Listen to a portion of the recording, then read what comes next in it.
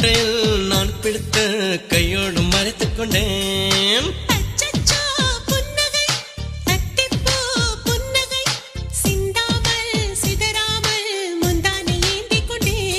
உன் புன்னகை எனும் சாவியால், உன் புன்னகை எனும் சாவியால் என் காதல் திறந்து கொண்டேன். அச்சச்சோ புன்னகை, ஆள் தின்னும் புன்னகை, கைக்குட்டையில்